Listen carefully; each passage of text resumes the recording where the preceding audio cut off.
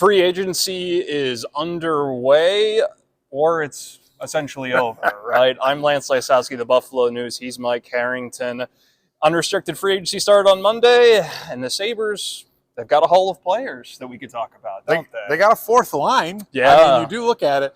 Let's be honest. Let's cut to the chase. I know everyone wants to jump on where's the big fish. We'll get there. We'll get there. The fourth line is going to be tremendously better, tremendously more difficult to play against, in Kevyn-Adams' favorite catchphrase, when you bring in guys like they got Beck Malenstein from Washington over the weekend.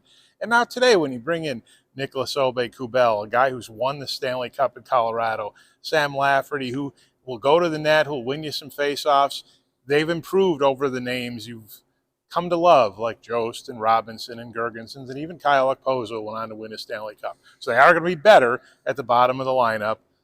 Yeah, they're going to be. It's a very physical group, which is what they needed. Lafferty's going to start out as a center. He won 51% of his faceoffs last year with Vancouver. Had a pretty good season, all things considered. Aube-Kubel's really good defensively. I like, it gives them the option. Krebs could slot in on that fourth line, but if he doesn't perform up to a third line center standard, Jason Zucker is probably the guy that I think everybody's going to be keeping maybe the closest eye on, since he did get the biggest contract. He did. 1 year, $5 million.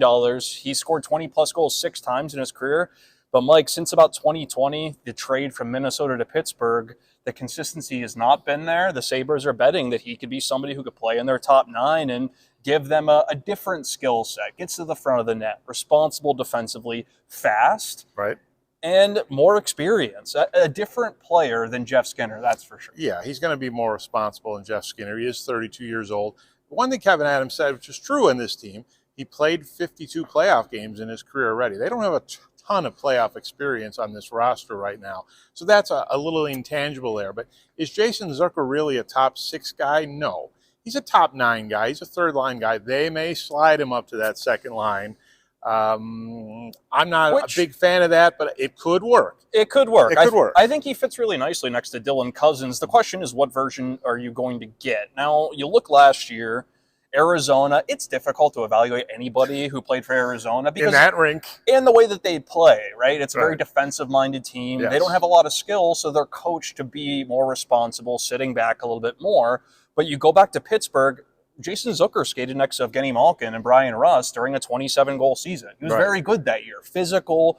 He had almost 200 hits that year as well, which is odd because that's such an outlier in his career. So the Sabres are really banking on the underlying numbers they saw last year, especially the time in Nashville, when Zucker was very well liked in Nashville, was a good deadline ad, and played well during a short time there. They think he can do that more so than what they saw in Arizona and bounce back in a big way. But again, this is a team 23rd in the NHL in goals scored per game last season. You take out Jeff Skinner, who, despite all of his flaws as a player, scores goals. Has a lot of flaws. Victor Olsen has even more flaws. I'm pro Jeff Skinner buyout, just for the record. I think it was simply time. I think it was as well, and I really like what they did on the opening day of free agency. I know that fans are immediately going to be outraged, and guess what? They have reasons to be skeptical after 13 years. They do.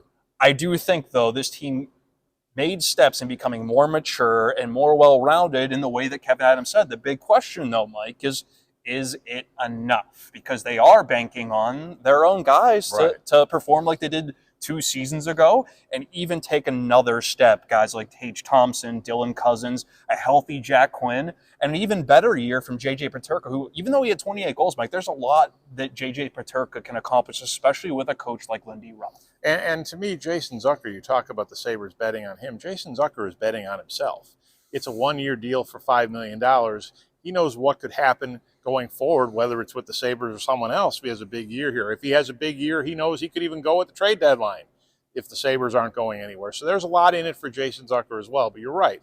The biggest thing we've taken away from today, in my mind, is that Kevyn-Adams believes internally this team can be better from coaching, and it can be better from guys playing to their level we saw in 2022-23. I think the Sabres mostly are looking at the 23-24 season as a bit of an outlier and dropping it at the feet of Don Granato and saying our players are going to be better because we now have a better coach in Lindy Ruff. and we'll be better in 2024-25. And I think they're taking a huge risk on that, because right now, as you see what's going on in the Atlantic Division and look at roster construction of some of the other teams, do the Sabres today, and it's still July 1st, it's early. And they still have $21 million to spend if you take out the money we expect them to give UPL, Yoki Haru, Peyton Krebs, and Beck Malon's team. Are they a playoff team right now? Probably not. But they could be at some point based on future roster moves. Yeah, we shall see. Martin Necas, of course, is still the big fish that's thought to be available in the trade market. I don't know if he gets moved now, Mike. The Hurricanes lost Jake Gensel to the Tampa Bay Lightning in free agency, and the Hurricanes want to win. I don't know if he's actually going to get moved now. Nikolai Ehlers and Winnipeg's not getting moved. Right now, the trade market, in my opinion, you look around the league, is at a standstill. It's very tight right now. You have to look at teams that might have some cap trouble. You know, where's Colorado right now with the cap? Where's Nashville? Where's Washington? In another week or so, a lot of these teams are going to really do a heavy reassessment of where they are with the cap. They might circle back to teams like the Sabres. Well, we've seen it before. Trades happen later in the summer. Jeff Skinner was acquired in August. Yep. Matthew Tkachuk was traded from Calgary to Florida about 3 weeks after free agency. So it's not over by any stretch.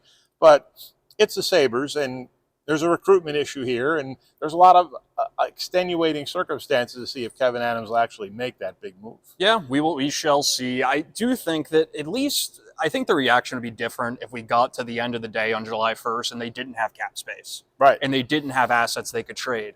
They're in a position now where if a player becomes available, you could make a very significant offer. So we shall see. If Necas becomes available, maybe something unexpected, you never know. There's teams around the league, Mike, who have cap trouble right now. Right, they're going to have to unload guys. There are guys who are going to be available. We don't know what Vegas is going to do yet. We don't know what Colorado is going to do yet. It's still going to be very interesting in the days and the weeks ahead. And guess what? They still have the door open for one of the prospects to take a jump as well. They do. I mean, you look at some either of the names out there. A depth role, or if there's an injury, Kulik, Savoy, and Roseanne are still around. So we'll see where it lands. He's Mike Harrington. I'm Lance Lysowski. Talk to you again next time.